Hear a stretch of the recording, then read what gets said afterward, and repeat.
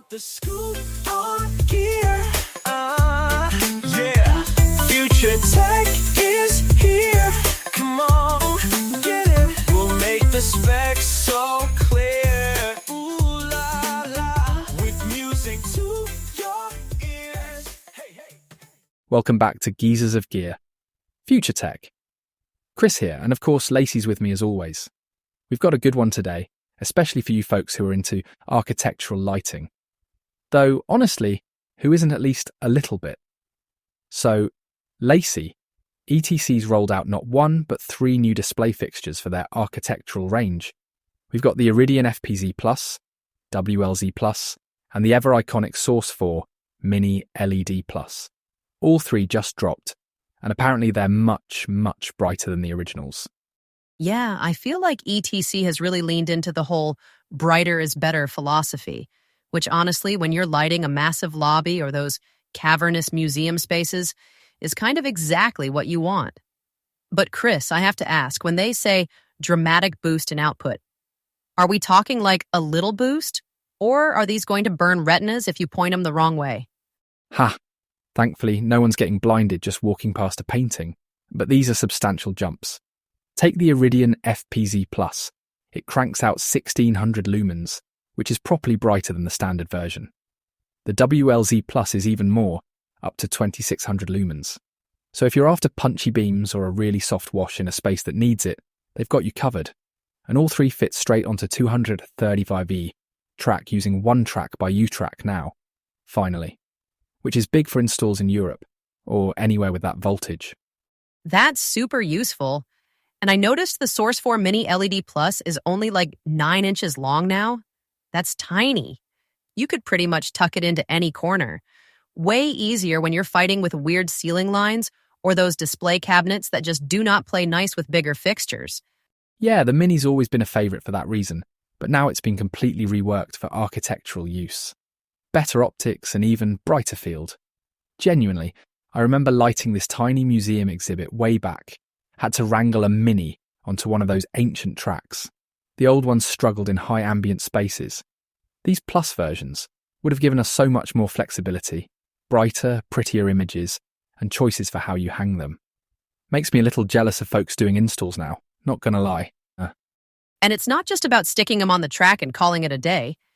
These come with both DMX and daily control options, right? I saw the mention about F-Drive too. For people, like me to be honest, who always mixed up control systems, why does that matter so much? And Chris, can you walk me through this whole daily thing? Because I always hear designers getting way too excited about remote drivers in these projects. Sure, yeah. So DMX is kind of the industry workhorse. Stage, events, installations, basically everywhere we came up in the live world. But DALI's a bit more tailored to architectural settings.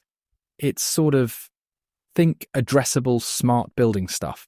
You can control loads of fixtures individually, dim them, automate scenes, all via a single 2-wire bus, instead of those massive DMX universes. A lot more granular. Now with these fixtures, daily support means you can drop them right into an architectural ecosystem with all the bells and whistles. And with F-Drive, that's ETC's centralized remote driver system, you've got even more flexibility. Stick your drivers in a rack somewhere accessible, run low voltage lines, and managing or servicing the installs is much easier.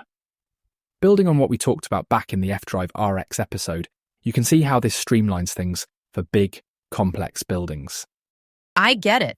So the fixers talk to the track and driver with whatever protocol matches the job? Makes sense. And color-wise, you're still getting the big picks, 2700K up to 5000K, and both 80 and 90 CRI. So, like, if you're in a gallery and color pop is everything, or you're doing a hotel bar and want that warmer white, it's flexible. Precisely. If you're in a gallery and need true colour accuracy, say showing paintings or textiles, the high CRI, especially the Gallery 90 option, is what you want. It's almost mandatory for a proper art reveal. And in retail or hospitality, you can still go for the softer, ambient vibes or crank it up for high visibility, all with just the right fixture. Everything's modular, control, colour, track. And it really means designers aren't boxed in. And that flexibility kind of leads us straight into where these actually shine. Pun fully intended. These three, from what ETC's putting out, seem aimed straight at museums, fancy lobbies, maybe high-end retail. Like, where do you see them doing their thing, Chris? Absolutely, all the above. Museums for sure, especially with that beam control from the FPZ Plus. You can frame artwork precisely, keep spill off the floor, or adjust the spread for changing exhibits. The WLZ Plus is brilliant for filling large lobby areas with soft, welcoming light. Think washes, but more refined. And the Mini LED Plus? It's genuinely perfect for tight spaces. Those display nooks, tricky angles in a window display, or little alcoves where a big fixture just won't go. But you still get proper, even illumination and sharp projection if you need it. Yeah, so I had this hotel grand opening gig a while ago, and the lobby had these awkward little overhangs everywhere. Never enough room for real fixtures, and the last thing you want is a light just blinding someone at the check-in desk. I remember chasing the maintenance guy trying to figure out track adapters, praying we didn't fry the system.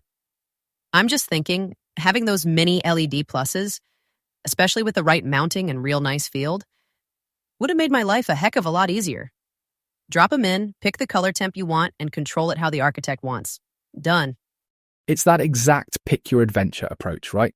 So many mounting, color, and control possibilities, without compromising on the actual light quality. If you're retrofitting, new build, museum, or boutique hotel, there's something here for you.